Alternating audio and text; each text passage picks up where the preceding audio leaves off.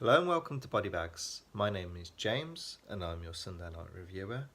And this evening for our Christmas themed week, I'll be looking at the Finnish export, Rare Exports. This seemed like a quite fitting film because I myself live in Finland.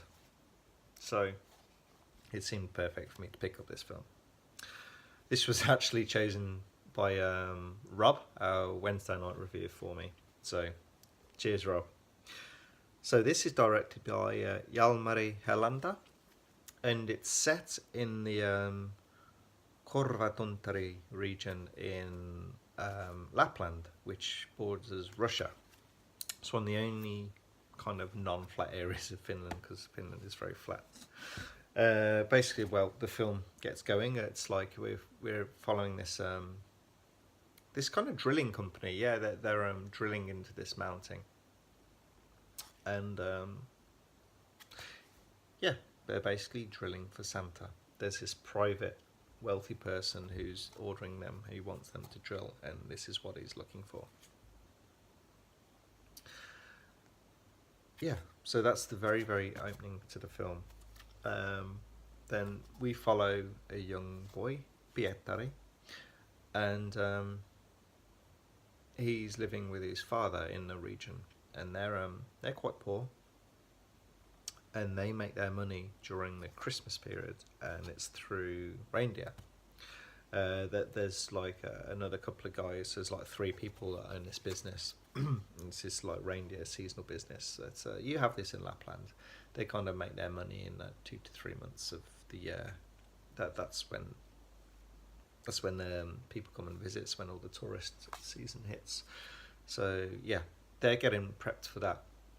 And so they're prepping. They're expecting a reindeer turn up, and only two turn up, and there's meant to be a lot of them. And basically, they go looking, and then they find all these reindeer corpses. It's they've been killed. To what they think they've been killed by wolves, because you do have wolves in Finland, up in Lapland area.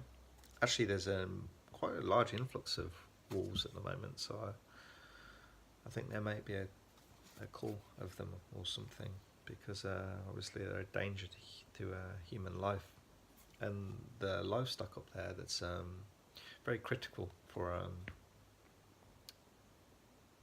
for people's survival. Yeah, their money is on reindeer and these things. But anyway, back to the film. Yeah, so they believe that it's wolves, but the son, Pietari, him and his friend kind of were snooping around this mountain, and they clipped a hole in this fence, which actually borders Finland and Russia, and it's also basically it creates this hole, and they think that it's their fault. So the kind of story progresses, and then the boy starts to think. Well, he's been researching into Santa because he thinks that this may be linked to Santa, and he's reading about all the origin stories and everything. Because yes, kids, Santa lives in Lapland. It's not the North Pole. This is where he is. And so yeah, he's reading into all the mythology, the early mythology, and that. And Santa wasn't the nicest guy as he is now, as he's seen now anyway. And yeah, they during one period of this, at the house, we see, well, right at the start of the film. Sorry, jumping around here. The father is building an illegal wolf pit. Now these are basically big holes in the ground with very crude sticks, and they're to catch wolves, because obviously to protect their livestock. But this is an illegal thing to do, and the issue with that is that a guy falls in there, and they're like, shit, now we're in trouble, even more trouble, because we have no livelihood, and now a guy has just fallen in this pit.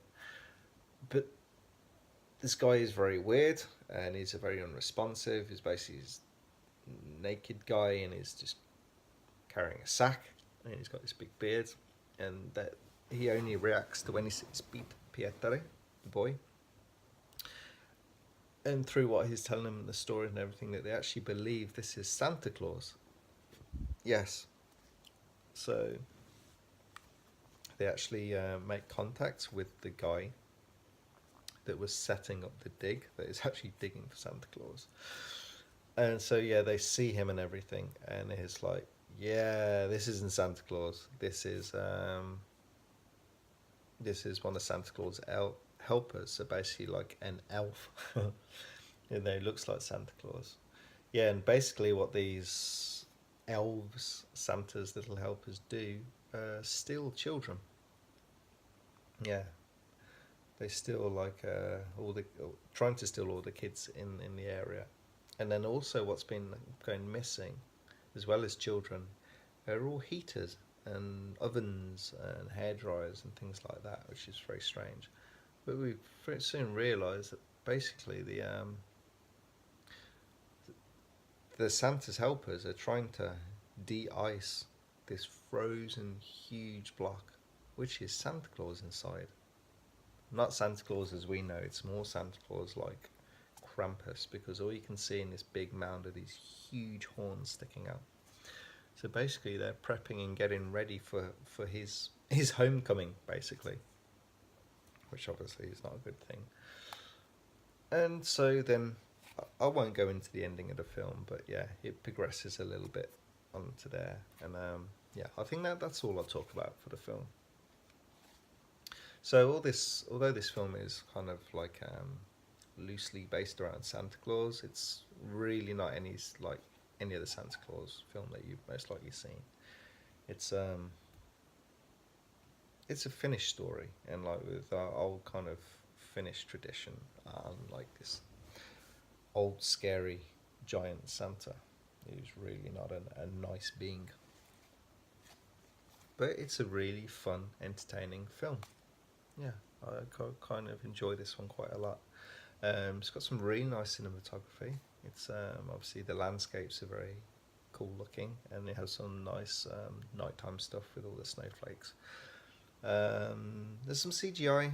CGI is not the best, to be honest, but I don't think the budget for this was so huge. So it's like CGI didn't really need to be there, but they just wanted to help with the scale of the film.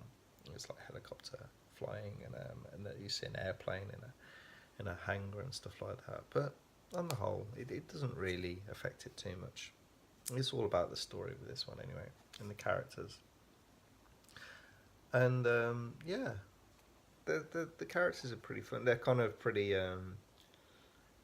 stereotypical Finnish, like country men sort of thing. So they're very straight, they're very grumpy, and when they tell jokes, it's very straight, lots of swearing, and it's like unfriendly and unapproachable. But it's yeah, it's good. It's reminds me a little bit of my Mapiukko, which is my father-in-law. The first few times I met him, he was a bit kind of didn't speak a lot, but this is kind of just older traditional Finnish guy, and they have hearts of gold.